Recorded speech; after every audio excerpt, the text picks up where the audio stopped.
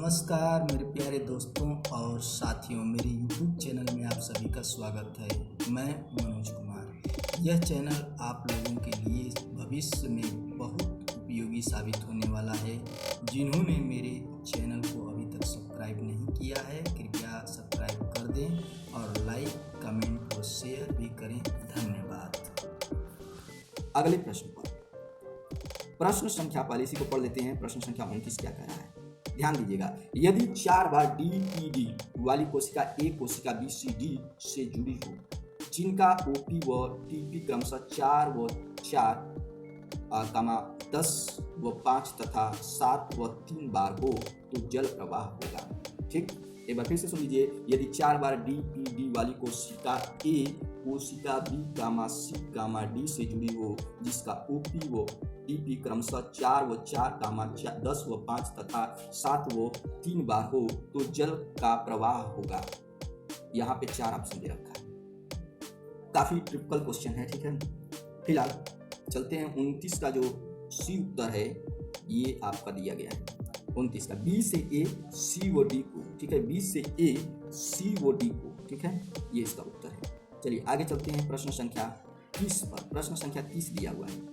प्रश्न संख्या 30, सक्रिय अवशोषणकारी कोशिकाओं का जल विभव होता है। सक्रिय अवशोषणकारी कोशिकाओं का जल विभव होता है। 30 का जल्दी उत्तर बताइए। 30 का जो है यह उत्तर जो होगा यह बी उत्तर माना जा रहा है। हमेशा हमेशा ऋणात्मक, हमेशा हमेशा ऋणात्मक। सक्रिय अवशोषणकारी कोशिकाओं का जल विभव होता है हमेशा ऋणात्मक। चलिए 31 पे, प्रश्न संख्या 31 पे चलते हैं। प्रश्न संख्या 31 क्या कह रहा है? प्रश्न संख्या 31 कह रहा है कि उपस्थित विद्युत रासायनिक प्रवणता के विपरीत आयनों या अणुओं का गमन कहलाता है। उपस्थित विद्युत रासायनिक प्रवणता के विपरीत आयनों या अणुओं का गमन कहलाता है। जल्दी से बताइए भाई 31 का क्या होगा? 31 का जो उत्तर होगा वह बी होगा, सक्रिय अभिगमन। उपस्थित विद्युत रासायनिक प्रवणता के विपरीत आयनों या अणुओं का गमन कहलाता है सक्रिय अभिगमन। ठीक, चलिए अब ध्यान से सुनिएगा सभी लोग, ध्यान से। उपस्थित विद्युत रासायनिक प्रवणता के विपरीत आयनों या अणुओं का गमन कहलाता है। एक बार फिर से सुन लीजिए प्रश्न को। उत्तर बताइए भाई, इसका उत्तर जो है बी है, सक्रिय अभिगमन को। चलिए आगे चलते हैं, आगे लेकर चलते हैं हम 32 पर। प्रश्न संख्या 32 क्या कह रहा है? निम्न में से किस पादप में निम्नतम वाष्पोत्सर्जन होता है? निम्न में से किस पादप में निम्नतम वाष्पोत्सर्जन होता है भाई? दिया, जल्दी बताइए। प्रश्न संख्या 32 का ए उत्तर है भाई, 32 का ए उत्तर है नेरियम। नेरियम, ठीक, नेरियम जो है निम्नतम वाष्पोत्सर्जन इस पौधों में होता है। चलिए अगला प्रश्न दिया है, जब जल एक अर्धपारगम्य झिल्ली से होकर गमन करता है तो निम्न में से कौन सा दाब उत्पन्न होता है? जब जल एक अर्धपारगम्य झिल्ली से होकर गुजरता है तो निम्न में से कौन सा दाब उत्पन्न होता है? चलिए OP, SP, TP, WP। 33 का जो है ये उत्तर लीजिए भाई। 33 का जो है ये उत्तर लीजिए। 33 का OP जो है उत्तर इसका OP।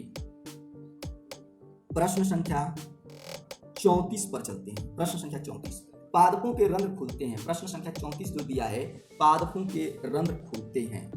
ठीक, ऑप्शन 20 का उत्तर होगा, पादपों के रंध्र पोटेशियम आयनों का भीतर की ओर प्रवाह से खुलते हैं। पादपों के रंध्र खुलते हैं, पोटेशियम आयनों का भीतर की ओर प्रवाह से खुलते हैं। चलिए प्रश्न संख्या 34 से 35 पर चलते हैं। प्रश्न संख्या 35 क्या कह रहा है? प्रश्न संख्या 35 कह रहा है, गूथे हुए आटे को रात भर गर्म मौसम में रखने पर यह मुलायम व स्पंजी हो जाता है। इसका कारण क्या होता है? गूथे हुए आटे को रात भर गर्म मौसम में रखने पर यह मुलायम व स्पंजी हो जाता है। इसका कारण क्या होता है? ठीक, 4 ऑप्शन बताइए जल्दी से। 35 का 4 ऑप्शन। चलिए उत्तर लीजिए। इसका बी जो है इसका राइट आंसर है। बी जो है इसका राइट आंसर है। किडवन होता है उसमें, किडवन के कारण मुलायम व स्पंजी हो जाता है आटा रात भर यदि रख दें तो। ठीक, चलिए अगले प्रश्न पर चलते हैं। अगला प्रश्न जो दिया है, ठीक है, प्रश्न संख्या 36 पर चलते हैं। प्रश्न संख्या 36 कह रहा, उत्पादकता और अनुकूलन वृद्धि के लिए किसमें सल्फर एक महत्वपूर्ण पोषक तत्व है? उत्पादकता और अनुकूलन वृद्धि के लिए किसमें सल्फर एक महत्वपूर्ण पोषक तत्व है? 36 का उत्तर बताइए भाई। 35 तो हो गया, 36 का उत्तर जो है डी को जाता है, दलहन। उत्पादकता और अनुकूलन वृद्धि के लिए किसमें सल्फर एक महत्वपूर्ण पोषक तत्व है? दलहन का। चलिए दलहन तो हो गया। अब आगे बढ़ते हैं। ठीक है, ये 36 का डी था। 36 का डी उत्तर था। आगे बढ़ते हैं। आगे जो दिया है प्रश्न संख्या 37, प्रश्न संख्या 37 कह रहा है कि थोड़ा सा छोटा करते हैं, ठीक है, आगे देखते हैं। देखिए सभी लोगों को दिखाई दे रहा होगा, लिखा हुआ है कि वीनस फ्लाई ट्रैप में कीड़ों को पकड़ने की क्षमता होती है। वीनस फ्लाई ट्रैप में कीड़ों को पकड़ने की क्षमता होती है। ठीक, प्रश्न संख्या 37 है, उत्तर बताइए। चलिए उत्तर जो है इसका ठीक हो जाएगा, ठीक, ये आपका उत्तर है। तीव्र स्फीत दाब परिवर्तनों के कारण, तीव्र स्फीत दाब परिवर्तनों के कारण।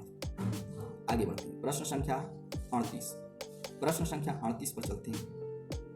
ये कह रहा है कि पोटोमीटर निम्न में से किस सिद्धांत पर कार्य करता है? पोटोमीटर निम्न में से किस सिद्धांत पर कार्य करता है? जल्दी से बताइए। प्रश्न संख्या 38, पोटोमीटर, बी इसका उत्तर है। अवशोषित जल की मात्रा वाष्पोत्सर्जन जल के बराबर होती है। एक अवशोषित जल की मात्रा वाष्पोत्सर्जन जित जल के बराबर होती है।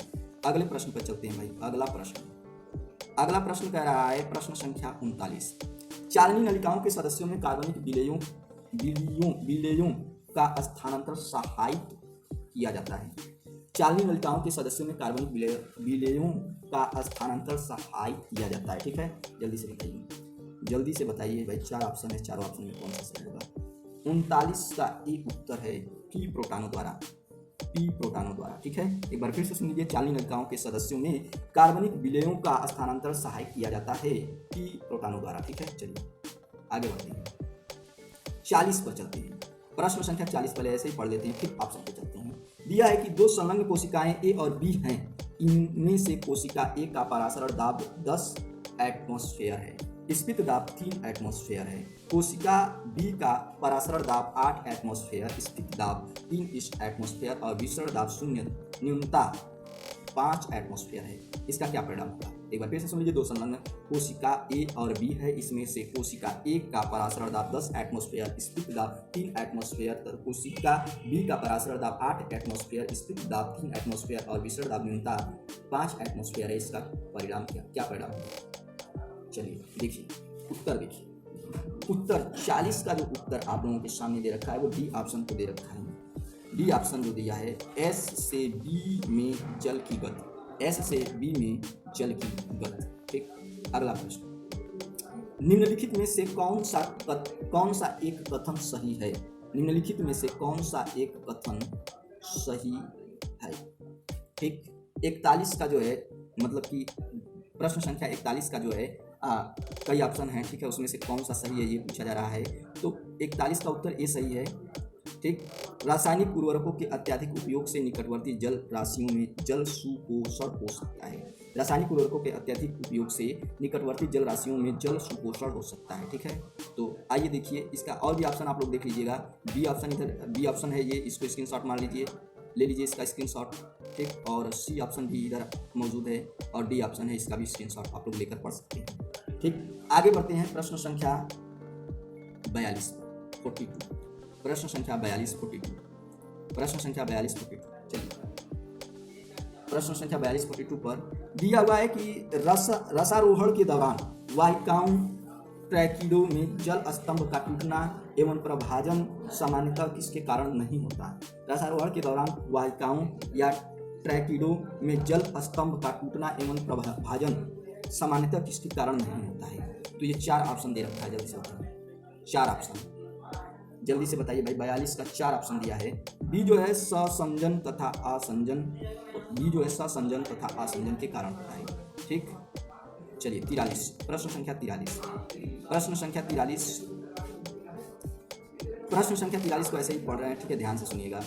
प्रश्न संख्या 43 जो दिया है, पौधों में कार्बोहाइड्रेट सामान्यतः स्टार्च के रूप में उन भंडारण अंगों में मौजूद होते पाए जाते हैं। स्टार्च निम्नलिखित 5 गुणधर्मों ए से ई में से कौन से गुणधर्म है जो उसे एक उपयोगी भंडारण पदार्थ बनाते हैं? एक बार फिर से सुन लीजिए। पौधों में कार्बोहाइड्रेट सामान्यतः स्टार्च के रूप में उन भंडारण अंगों में मौजूद होते पाए जाते हैं। स्टार्च निम्नलिखित 5 गुणधर्मों ए से ई में से वे कौन से गुणधर्म हैं जो उसे एक उपयोगी भंडारण पदार्थ बनाते हैं? ठीक है, चलिए आगे। यहाँ पे 5 दिया है। ठीक है, यानी कि ए से A B C D E तक। ठीक है, अब इसी में से आपको ऑप्शन चूज करके, ठीक है, बताना है। तो इसका ऑप्शन भी आगे बनेगा। आइए हम लोग ऑप्शन में ये स्क्रीनशॉट लेकर आप लोग पढ़ लीजिए, ठीक है। आगे ऑप्शन पे चलते हैं। इसका जो है ऑप्शन दे रखा है यहाँ पर, ठीक, उपयोगी गुणधर्म, ठीक है। तो इसमें से हम आप लोगों को प्रश्न संख्या 43 का उत्तर बता दे रहे हैं, ठीक है। उत्तर प्रश्न संख्या 43 का जो है बी उत्तर दिया है। बी उत्तर 2 और 4 दोनों, ठीक है। 2 और 4 यही दोनों है, ठीक है। बाकी सब कट है, 2 और 4 दोनों, ठीक है। चलिए अब इसे हम कट करते हैं। प्रश्न संख्या 44 पर चलते हैं। बिंदु श्रावण किसका परिणाम होता है भाई? बिंदु श्रावण किसका परिणाम होता है? चलिए उत्तर लीजिए, डी इसका है मूल दाब का, ठीक है। बिंदु श्रावण किसका परिणाम होता है? यह मूल दाब का दिया हुआ है, ठीक। चलिए आगे चलते हैं 45 पर। प्रश्न संख्या 45 क्या कह रहा है? ध्यान से सुनिएगा। प्रश्न संख्या 45 कह रहा है कि निम्नलिखित में से कौन सा मापदंड संसाधित अभिगमन से संबंध नहीं रखता है? निम्नलिखित में से कौन सा मानदंड संसाधित अभिगमन से संबंध नहीं रखता है? 45 का उत्तर बताइए जल्दी से। 45 का सी उत्तर है ऊर्ध्व अभिगमन। ऊर्ध्व अभिगमन जो होता है इसका उत्तर है, ठीक, ऊर्ध्व अभिगमन। चलिए अगले प्रश्न पर चलते हैं। प्रश्न संख्या 46। प्रश्न संख्या 46 दिया है, एक लंबे वृक्ष की दारू वाहिकाओं में जल का स्तंभ अपने भार से नहीं टूटता है, इसका कारण? एक बार फिर से सुन लीजिए। एक लंबे वृक्ष की दारू वाहिकाओं में जल का स्तंभ अपने भार से नहीं टूटता है, इसका कारण क्या है? प्रश्न संख्या 46। प्रश्न संख्या 46 का जो दिया है, ए दिया है, ध्यान से सुनिए। जल की सतत शक्ति के कारण इसका जो है अपने भार से जल स्तंभ नहीं टूटता है। आगे, और इस चैप्टर का लास्ट क्वेश्चन, किसमें जड़ें जल शोषण में नगण्य कार्य करती हैं? किस पौधे में जड़ें जल शोषण में नगण्य कार्य करती हैं? जल्दी बताइए, लास्ट क्वेश्चन है अब इस चैप्टर का लास्ट क्वेश्चन। तो देखिए, पिस्टिया नामक जो पौधा होता है उसमें जो जड़ें होती हैं जल और शोषण में नगण्य कार्य करती हैं, ठीक, ये आपका उत्तर हुआ। तो अब मुझे दीजिए इजाजत, अब मिलेंगे हम अगले नए वीडियो में नए लेसन के साथ। नमस्कार।